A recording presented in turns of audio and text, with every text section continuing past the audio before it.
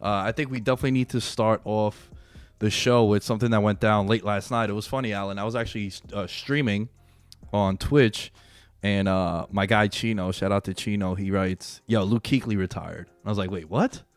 And then immediately I kind of stopped what I was doing, and which was playing video games. But I go to Twitter, which is where I get all my news from. I think everyone does. Yeah, and I watched that whole 3 minutes and 34 seconds, 35 seconds, and very authentic response from Luke Kuechly. 28 years old. I'm a month older than him.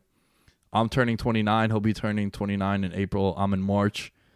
And again, we're seeing another guy at his apex stepping away. And it's just another long list. In recent memory, we got Andrew Luck over the summer, Megatron, Rob Gronkowski, Doug Baldwin, Patrick Willis, too, stepping away, Chris Borland, now Luke Kuechly. Am I missing anyone else? No, and Chris Borland's been very public about why he did. Like, he's done interviews with various sides. I remember he was on Bill Simmons, and he was talking about how it was like the easiest decision for him to make, and how he hasn't regretted it one bit.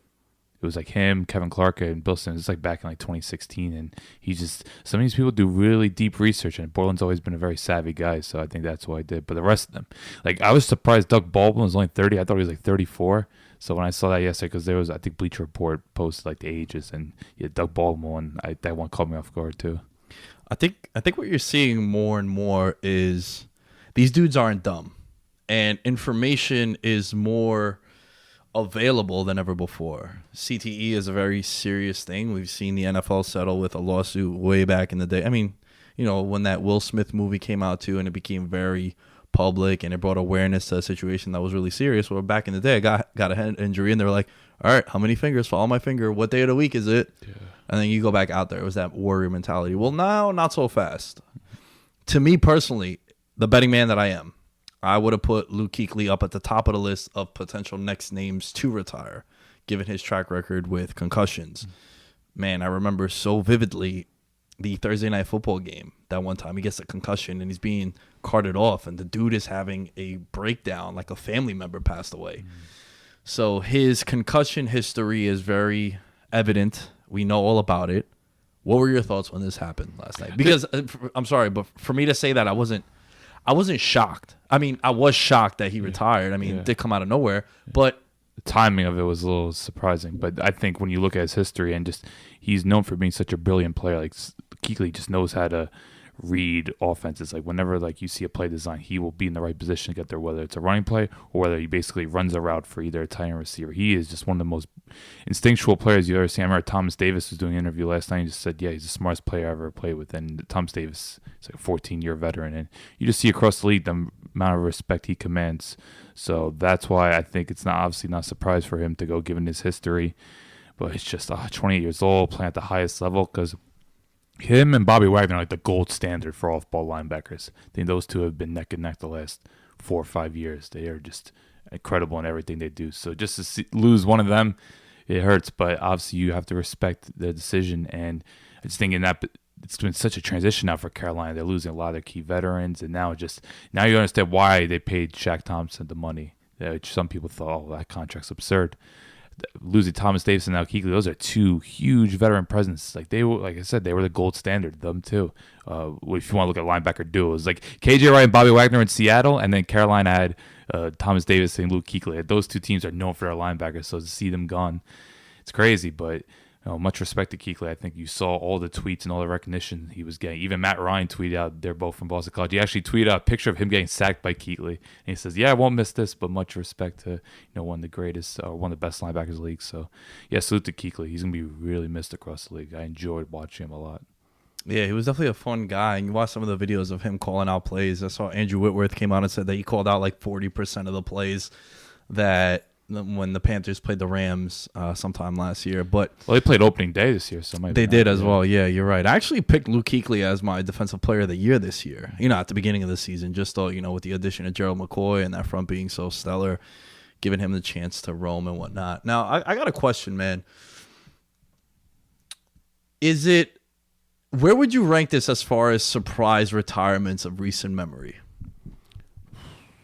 Definitely not more surprising than Luck. And I don't know, maybe because I was walking to a bar on a Saturday night when I saw the Luck news, but Luck is just 2 weeks before training camp. So compared to other ones, it might actually not be like you look at Willis. Well, Willis actually was because no one saw it coming. So Willis and Calvin Johnson are the two that were most shocking. But you look at Doug Baldwin, he's had so many lingering injuries. So I probably put it like on the Doug Baldwin spectrum or category, however you want to phrase it, when it comes to like this retirement. Megatron, I think, just got fed up with losing also. I think he had one playoff appearance in 10 years or 9 years that he was in the league. And I think it was against Seattle and just crashed out. Yeah. Actually, they also had New Orleans. the Saints, too. Yes, New Orleans. I don't think he was there for Seattle. I think he already retired. Yeah, that's how little Detroit's made the playoffs. I know 2 playoff appearances, first round, boom. Yeah. So I think with Luke Kuechly, obviously, I think number one, and without debate, I apologize for saying this, I think it's easily Andrew Luck. Man, I remember exactly where I was that night. It's going to be one of those moments where, I mean, at least for me, because I've been an Andrew Luck truther since like 2010, and everyone that's been listening to the show knows exactly how I feel about Andrew Luck. Dude, I had literally every single one of my notes had Colts AFC South, Colts winning the AFC, Colts winning the Super Bowl, Andrew Luck MVP, just across the board Colts. Like I had them 13-3. Mm-hmm. And then that announcement comes down, and I remember I was on the recliner watching TV, and then word broke, and it was just a shitstorm. And then he addressed the media, which he planned on doing the day after, but then the report came out, and he got booed off the field. And I actually recommend you guys going back and checking that out if you want. The Emergency Pod. It was a spur of the moment kind of thing, authentic response from me, but also that one was the craziest because he also plays a position that's perceived to be not as taxing as on your body as like a linebacker, right? A linebacker, you're literally probably hitting what would you say? Give me a percentage of the amount of times that a linebacker engages in contact. 85. Yeah, I was gonna say 85, 90%. Yeah. Where like a quarterback, you can avoid being hit in a game. Too bad he was in a situation for several years where that wasn't possible. Right, but that's why it was so crazy with Andrew Luck, because they had just finally built the team the right way to rebirth year, yeah, to actually protect him. And I think if it wasn't for Pat Mahomes throwing 50 touchdowns last year, he might have won MVP, especially when they're 1-5. And it really wasn't much, yeah, when you think about like the candidates last year. Yeah, and he threw close to 40 touchdowns. I want to say 37, 38 touchdowns. Because Breeze was getting buzzed, but he faded towards the tail end, yeah. And that was like Phillip Rivers, right? Phillip Rivers. Phil Rivers. Oh, Jesus Christ, you look back on that. But, Luke Kuechly, I think now with all the information, man, you're seeing these guys, and I'll never forget, Richard Sherman came out many years ago, and he's like, I play this because I'm good at it. Like, I don't really love football. And a lot of guys have said that, where they just kind of cash in on their abilities, they save their money, and then they walk away with everything intact. Because you see these guys like on NFL Network or ESPN, and you hear the stories. These dudes struggle walking up the stairs and shit. Mm-hmm. So I just think that the athlete is way smarter now because of all the information and just the advancement in technology. That's why I don't criticize any player for the contract they want to command. Like when people say, "Oh, they're overpaid," okay, you could criticize the organization for it, but if you're going to criticize a player for wanting a certain amount of money, it's like, go get your money. How much punishment they take on a yearly basis, do it. Like this humbled me back in 2012. I'll try to summarize. It's kind of a long story, but I'll never forget. This is when John Abraham was going to be a free agent. This is like 2012. I was not in the industry yet. I was like a fanboy or whatever. And he wanted, I think, like $10 million, and he was like 31 at the time. And I'm just like, what's this guy thinking? So I remember like including him in the tweet. Put the at John Abrams like, well, I'm a big fan, whatever, but you don't deserve this. I'm like, how can you ask for such absurd money when you're kind of on the decline and you shouldn't ask for this?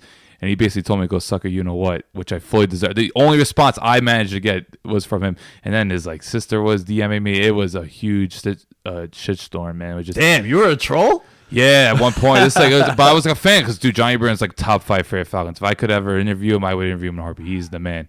But unfortunately, like, I don't know, just like wild times. Like I'm still 18 at the time, so I'm just trying to figure out what Twitter is and just trying to get my name out there. But yeah, it was a terrible look. That's like the last time I'll ever criticize a player for wanting money.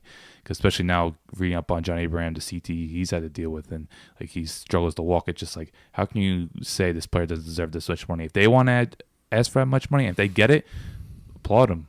go. Thank you. Go do your thing. So that's kind of like how I guess I got humbled at an early age, and now just whenever a player, whether it's say I know people criticize like Melvin Gordon. All right, he might not be worth it to you, but if he gets it, why are you going to criticize him? So I think any sort of player now, whether it's Kuechly retiring or Doug Baldwin, just I hope they saved up, and I hope whoever they do with their next phase of their career, they enjoy it. Yeah, I'm with you. I think you hit all the right points on that one.